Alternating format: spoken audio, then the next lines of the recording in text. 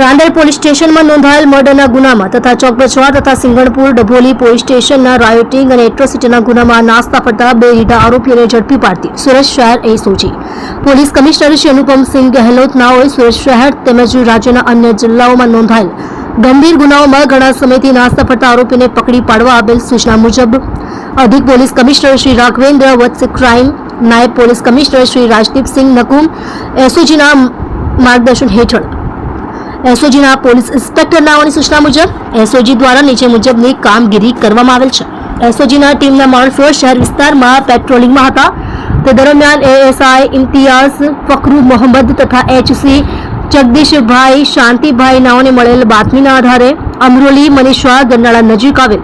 સાંઈબાબા મંદિર પાસેથી આરોપી મિત ઉર્ફે હેડન ગૌરીશંકર પંડ્યા ઉંમર વર્ષ 22 ધંધો ગાડી સીજિંગ રહે flat number 207 Maruti Nandan complex Vijaynagar 2 Ved road ચોક બજાર સુરત મૂળ ગામ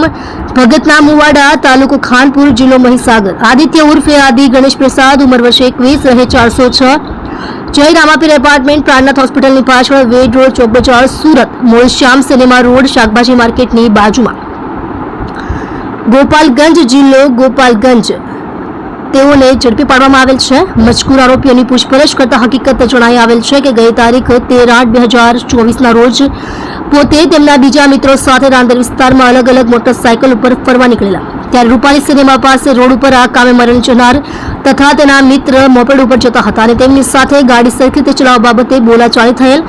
અને તે બંનેને બધાએ ભેગા મળી માર મારી તેની ઉપર ચપ્પુ વડે હુમલો કરેલ અને તે હુમલામાં મરણ જનારને વધારે ગંભીર ઈજા થયેલ અને તે સારવાર દરમિયાન મરણ ગયેલ હોવાની હકીકત જણાવેલ હતી. આ ઉપરાંત આરોપી મિત ઉર્ફે હેડન ચોકબજાર પોલીસ સ્ટેશન હદમાં બનેલ રાયોટિંગ અને એટ્રોસિટી એક્ટ મુજબના ગુનામાં નાસ્તો ફરતો હોય તેમજ આરોપી આદિત્ય ઉર્ફે આદિ ગણેશ પ્રસાદ સિંગણપુર ડભોલી પોલીસ સ્ટેશન હદમાં બનેલ રાયોટિંગ અને એટ્રોસિટી એક્ટ મુજબના ગુનામાં નાસ્તો ફરતો હોવાની હકીકત જણાઈ આવેલ છે. જેથી ઉપરોક્ત આરોપીઓ વિરુદ્ધ કાયદેસરની કાર્યવાહી કરી આરોપીઓનો કબજો રાંદેર પોલીસ સ્ટેશનમાં સોંપી આપેલ છે.